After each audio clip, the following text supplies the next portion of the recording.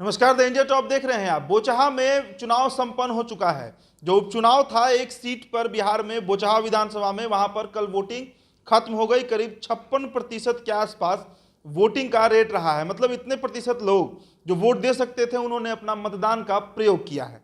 अब देखिए, कल हमने आपको एक एग्जिट पोल दिखाया था जिसमें हमने ये बात कही थी कि अमर पासवान जो है राजद के प्रत्याशी, वो लीड ले सकते हैं।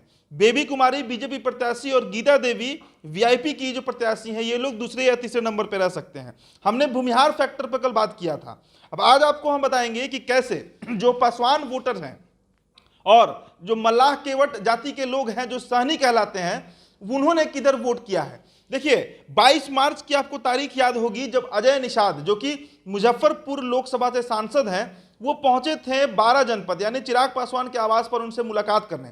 मुलाकात की कोई औपचारिक वजह नहीं बताई जा रही थी, लेकिन जो मामला सामने आया था कि चिराग पासवान से ये बात करने गए थे अजय निषाद, बीजेपी के सांसद हैं मुजफ्फरपुर से, कि पासवान वोटर्स जिनकी संख्या करीब वहां पर 27,000 से 28,000 बताई जाती है, उनका वोट बीजेपी को ट्रांसफर हो। चिराग पासवान ने इस पर हामी भी भरी थी, जहां तक जो खबरें निकलकर सामने आई थी। लेकिन उसके बाद 12 जनपद जब खाली करवाया गया तो जो पासवान वोटर हैं उनमें काफी आक्रोश देखा गया। सोशल मीडिया की बात करें या फिर जमीन पर उतरकर जो हमारे रिपोर्टर वहां गए थे, शशांक, उन्होंने भी यही बात हमसे साझा किया था कि जो पासवान समाज के लोग हैं वो खासा नाराज चल रहे हैं भाजपा से, क्योंकि जिस तरीके का रवैया अपनाया गया बीजेपी के द्वारा चिराग पासवान के प्रति, वो कहीं से भी सही नहीं है। ये वहां के पासवान वोटर्स का कहना था। तो पासवान वोटर्स के वोट में भी सेंध लगा है, वो भी अमर पासवान के पक्ष में इस बार वोट करते दिखे हैं। कई ऐसे इलाके हों, चाहे रजवाड़ा भगवान पंचायत की बात कीजिए या फिर गोपालपुर गांव की बात कीजिए या कनौली गांव की, जहां पर पासवान वोटर की आबादी ठीक ठाक है, वहां से जो रिपोर्ट निकलकर सामने आ रही है वो इस बात को साफ कर रही है कि पासवान वोटर का वोट भी इस बार राजद की तरफ मूव किया है, जो कि अमूमन नहीं होता है। पिछले विधानसभा में पासवान वोटर्स ने अच्छी खासी सी वोट भाजपा को दी थी, जिसके चलते बीजेपी दूसरे नंबर की पार्टी बन पाई थी। 74 विधायक जीते थे बीजेपी के। अब बात कर लेते हैं सहनियों की, यानी मुकेश सहनी की जाति के जो वोटर हैं, जो मल्लाह केवट कहलाते हैं, मछुआरे समाज के जो लोग हैं, उनका वोट संख्या जो है वहां पर वो करीब 32,000 से 35,000 के बीच गिना जाता है। अब उनके द्वारा वोट किधर गया है, ये भी एक अहम सवाल बन सकता है, किसकी जीत होगी और किसकी हार होगी इसे लेकर।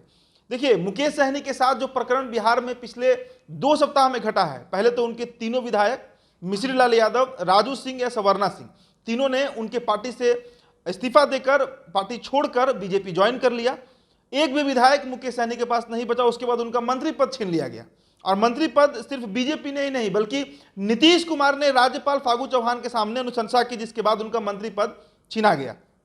तो इसे लेकर जो रिपोर्ट सामने आ रही है, सहनी वोटर्स का भी कुछ सेंटीमेंट जो है वो मुकेश सहनी के साथ जुड़ा है, और सहनियों का वोट जो पूरी तरह बीजेपी के खाते में जाता था, वो वोट भी इस बार बीजेपी से छटकते हुए दिखा है बोचहा में। साथ ही साथ महंगाई और बेरोजगारी के मामले पर जो युवाओं ने वोट किया है वो भी बीजेपी के खिलाफ जाता दिखा है। तो कुल मिलाकर ये बात कहा जा सकता है कि बीजेपी वहां पर लीड इस बार शायद नहीं ले पाएगी। हालांकि जब तक चुनावी परिणाम नहीं आ जाते हैं, जब तक 16 अप्रैल का हमें इंतजार है, जिस दिन मतगणना होगी, और शाम तक ही ये बात स्पष्ट हो पाएगा। लेकिन भूमिहार हो, पासवान हो या फिर सहनी हो, इन तीनों ने इस बार कहीं ना कहीं इनका कुछ प्रतिशत वोट जो है वो अमर पासवान यानी राजद प्रत्याशी के साथ जुड़ा है, और इसका खामियाजा बीजेपी की प्रत्याशी बेबी कुमारी को उठाना पड़ेगा। फिलहाल इस खबर में इतना ही। ये वीडियो आप द इंडिया टॉप पर देख रहे थे। मेरा नाम उदित तारन है। बहुत बहुत शुक्रिया।